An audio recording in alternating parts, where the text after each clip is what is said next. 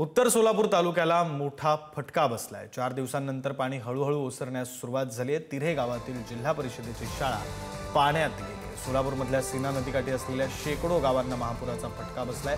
त्यापैकीच उत्तर सोलापूरमधल्या तिऱ्हे या गावात सुद्धा अनेक घरांमध्ये पाणी शिरलंय आणि त्यामुळे नागरिकांचे संपूर्ण संसार उद्ध्वस्त झाले।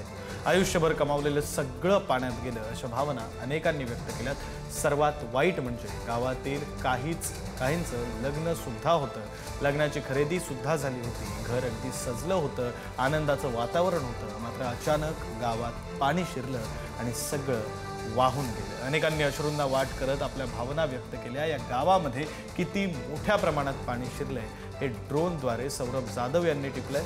दरम्यान गावातील नागरिकांशी संवाद साधलाय आमचे प्रतिनिधी शेखर पाटील यांनी। उत्तर सोलापूरमधल्या तिरे या गावामध्ये मी सध्या आहे आणि या गावातली परिस्थिती देखील अतिशय भीषण आहे। काल जे मोठ्या प्रमाणात पाणी होतं त्यामध्ये काही प्रमाणात आता पाणी ओसरायला सुरुवात झालेली आहे आणि जसजसं एक एक घर जे आहे ते पाणी उतरल्यानंतर मोकळं व्हायला सुरुवात झालेली आहे। त्याच गावातली दृश्य मी सुरुवातीला दाखवतो। याच तिरे गावामधली ही सगळी दृश्य आहेत। सीना नदीनं खरं तर हाहाकार माजवला आणि अनेक घरांमध्ये अशा पद्धतीनं पाणी गेलेलं आहे। पाण्याची पातळी किती प्रमाणात कमी झाली हे समोर असणार एका घरामधून दृश्य जे आहे ते आपल्याला दिसत असेल। काय सांगाल, कुठल्या दिवशी इथं पाणी आलं होतं आणि किती प्रमाणात पाणी वाढलेलं होतं, आता कमी व्हायला सुरुवात झालेली आहे? तुमच्यापर्यंत मदत काय पोहोचलेली आहे? आमच्या घरात शिरलं। माझ्या मुलीचं लग्न होतं, पाणी सगळं मी बस्ता बांधलेला होता, सगळं पाण्यात गेले, माझं दुकान पाण्यात गेलंय। आम्ही लयच लग्नाची तयारी झाली होती? तयारी होती माझ्या मुलीची, सगळं पाण्यात गेलं, सगळं माझं घर पाण्यात आहे बघा।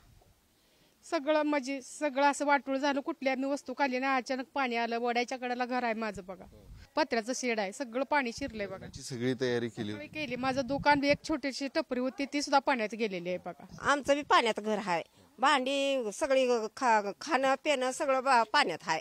तुमचं किती नुकसान या ठिकाणी झाले? काय काय? घरातले भांडे कपडे सगळं पाक पाण्यामध्ये भिजलंय।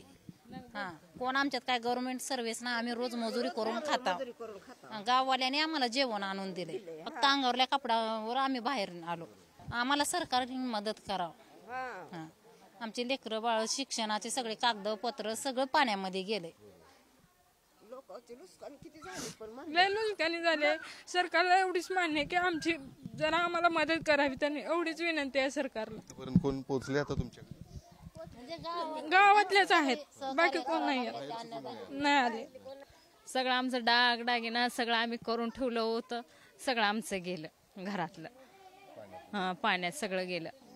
देवा सरकारनं आणले आमचं काय खर्च झालेला, नुकसानी झालेली देवा।